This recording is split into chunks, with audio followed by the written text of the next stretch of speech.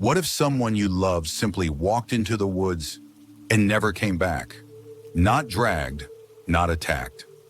No signs of fear or struggle, just gone, like something reached inside them and switched them off. That's exactly what happened in the summer of 2014, deep in Yosemite National Park, and to this day, no one can explain it. Alina Voss was 29. She had a quiet kind of brilliance, the type of person who memorized Latin plant names for fun, who could sit still for hours just watching the way moss grew on granite. She wasn't careless. She wasn't naive. She knew the wilderness better than most. Her thesis on how climate change was affecting alpine plant life was her life's work, and she'd spent months planning a solo field study in Yosemite. But her fiancé, Kevin Rourke, insisted on coming along, and so did their friend Milo Duran, a documentary filmmaker who figured the trip would double as content for his new nature series. They hiked in mid-June, just after the last patches of snow had melted. The area they chose, just past Illilouette Ridge, was remote, but not off limits. Alina marked every sample, photographed every bloom, even documented the soil conditions. Milo filmed it all. Every night they'd cook near the fire, laugh, review the footage. Kevin was the one always double-checking the GPS, watching the weather, triple-tying the food packs. He was nervous about bears, but otherwise calm. It felt like a safe trip, until the third night. That evening, they heard what sounded like someone talking, not yelling, not calling for help, just talking. Soft, overlapping voices, not close, but not far either, like whispers being carried sideways through the trees. Kevin stood up fast. Milo grabbed his camera. The voices stopped the moment they moved. The recording from that night, taken just after 2 a.m., shows something strange. Alina sits up in her sleeping bag, eyes wide open. She doesn't say anything, doesn't look at anyone, just stands calmly and walks out of frame. Her boots are already on. The flashlight is off. She moves without hesitation. No one sees her leave. Milo's camera caught it by accident. He had left it running after filming the fire die down. By the time they noticed she was gone, it was 5:45 a.m. Her pack was still there, her notebook open. Even her GPS unit was untouched. Kevin and Milo called her name for hours. They thought maybe she'd gone to collect samples early, but the sun kept rising and she didn't return. By 10 a.m., they contacted the ranger station. The search started that afternoon. Dogs, drones, a chopper, nothing. No tracks, no clothing, no broken branches. It was like she'd stepped between the trees and disappeared into vapor. Then came the compass issue. A ranger named Torres reported his gear going haywire as they crossed the same ridge. The needle spun slowly, never settling. That night, several searchers claimed they heard footsteps pacing around their tent. Never approaching, just circling. Kevin didn't sleep. Milo kept filming, out of habit or fear, no one knows. On the second morning, Kevin insisted on going back up the slope alone, toward a clearing Alina had marked on her map. He said she might have gone there without telling them, maybe sleepwalking. Milo argued, begged him to wait. Kevin left anyway. He never came back. That was the last time anyone saw him.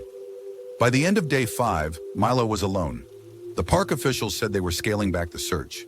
He told them about the recordings, about the whispers, about Alina's strange walk into the woods, about the compass spinning like a clock with no hands. They said stress could play tricks on the brain. They told him Kevin might have slipped, might have panicked, might have just gotten lost. But Milo knew better. He made it out 2 days later, barely speaking, thin from exhaustion. He handed over the tapes. The authorities reviewed them, quietly.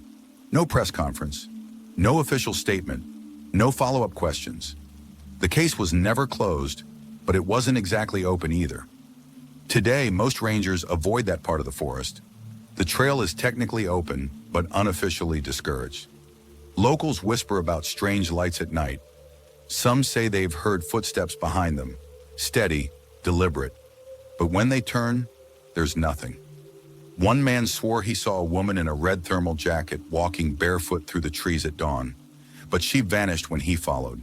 And somewhere out there, past the old ridge where compasses fail and dogs whine for no reason, Alina and Kevin are still missing. Not presumed dead, just missing. And Milo? He never filmed again. He won't talk to reporters. But every now and then, he answers emails. Just one line, copied and pasted. She wasn't dreaming. She wasn't sleepwalking. She was being called. A year passed, then another.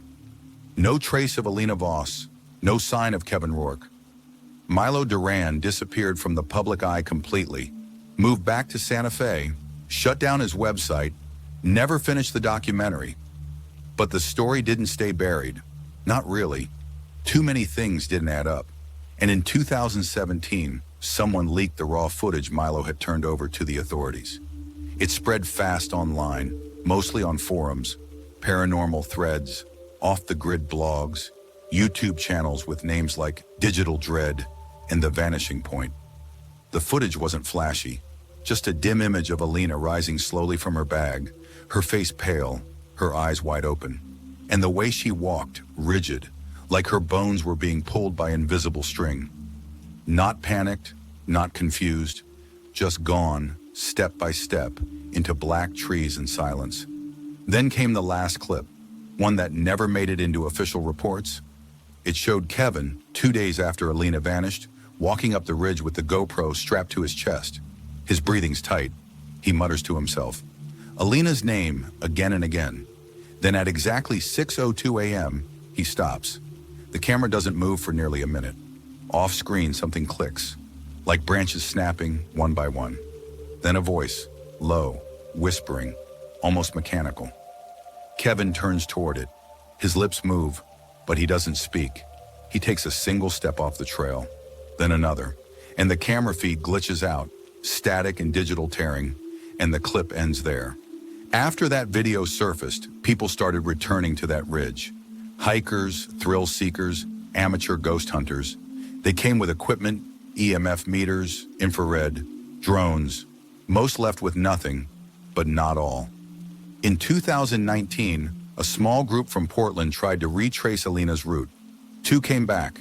The third, a woman named Brielle, who kept a daily vlog, was last seen at camp just before dawn.